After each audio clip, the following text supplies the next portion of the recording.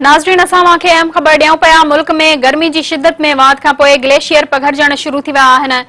पाक चीन सरहद वेझो शेष पर ग्लेशियर पघरजण बाद पानी की सतह में मुसलसिल इजाफो थियो आहे, जंहिं सबब कराकरम हाईवे ते हुंजा जे इलाइक़े में हसनाबाद पुल ड्रही पट थी वई आहे। पानी की सतह में वाध सबब अलियाबाद शहर ऐं हसनाबाद ॻोठ में पीअण ऐं ज़रई पानी जो निज़ाम तबाह थी वियो आहे, जॾहिं त पावर प्लांट बि मुतासिर थिया आहिनि। हसनाबाद पुल ड्रही वञण सबब कराकरम हाईवे जो कुछ हिस्सो मुतासिर थियो आहे ऐं पुल खे ट्रैफिक लाइ बंद कयो वियो आहे, जंहिं सबब पाक चीन रोड रस्तो आरज़ी तौर कटिजी वियो आहे। होॾां वज़ीर आज़म शहबाज शरीफ़ शेष पर ग्लेशियर पघरजण सबब हसनाबाद ऐं ॿियनि इलाइक़नि में आयल तबाही खां पोइ हंगामी कदम खणण जो हुकुम ॾींदे माण्हुनि जी महफ़ूज़ हंधनि ते मुंतक़िली खे यकीनी बणाइण जी हिदायत कई आहे।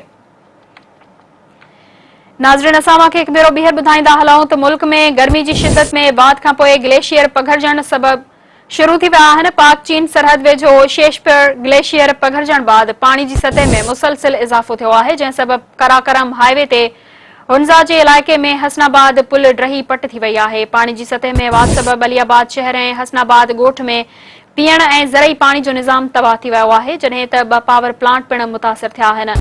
हसनाबाद पुल ड्रही वञण सबब कराकरम हाईवे जो कुछ हिस्सो मुतासिर थियो आहे ऐं पुल खे ट्रैफिक लाइ बंद कयो वियो आहे, जंहिं सबब पाक चीन रोड रस्तो आरज़ी तौर कटिजी वियो आहे। होॾां वज़ीर आज़म शहबाज शरीफ़ शेष पर ग्लेशियर पघरजण सबब हसनाबाद ऐं ॿियनि इलाइक़नि में आयल तबाही खां पोइ हंगामी कदम खणण जो हुकुम ॾींदे माण्हुनि जी महफ़ूज़ हंधनि ते मुंतक़िली खे यकीनी बणाइण जी हिदायत कई आहे।